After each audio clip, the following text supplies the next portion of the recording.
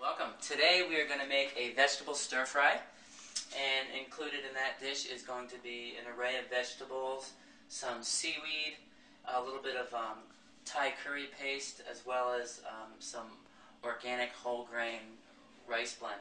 So let's get started. So first thing we want to do is get our pan nice and hot, and we have it on about medium-high heat.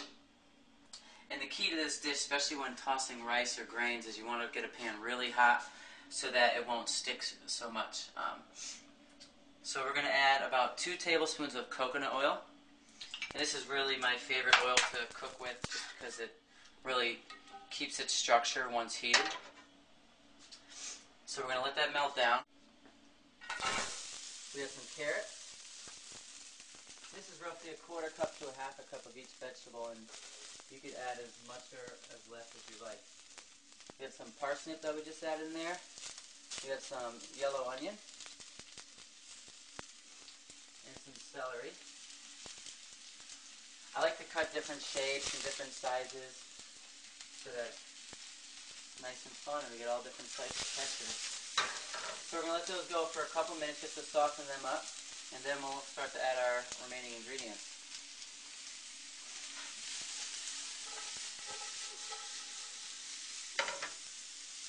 So after about 2 or 3 minutes of lightly sauteing our vegetables, we can see the onions already starting to get a little bit of translucence to them.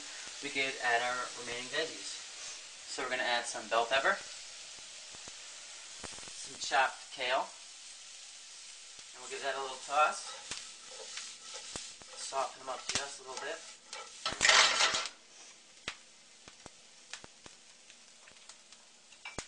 Then we're going to add some red curry paste. And this is a Thai red curry paste, and it has ginger and shallots and garlic and chilies. Really hearty, strong tasting that you can get at most Asian markets.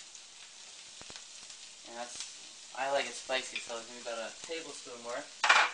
And we want to cook that.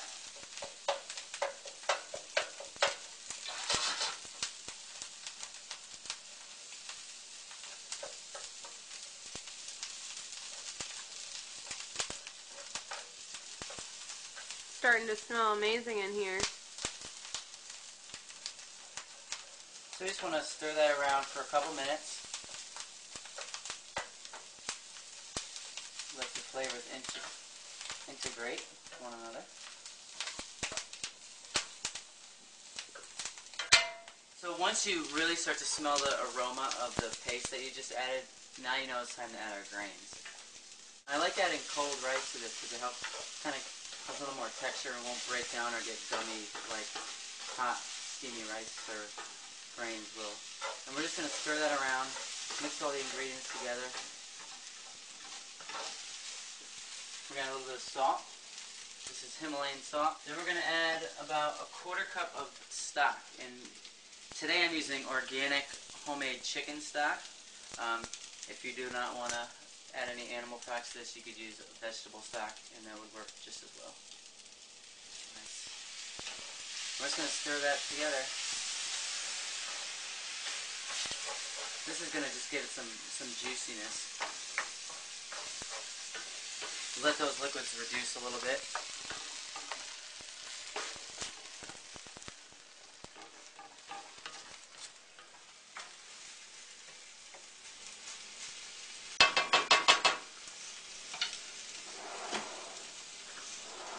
Of course, before it's done, you want to give it a taste.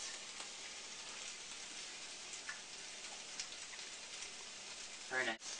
And we're good. And now we'll add it to our plate.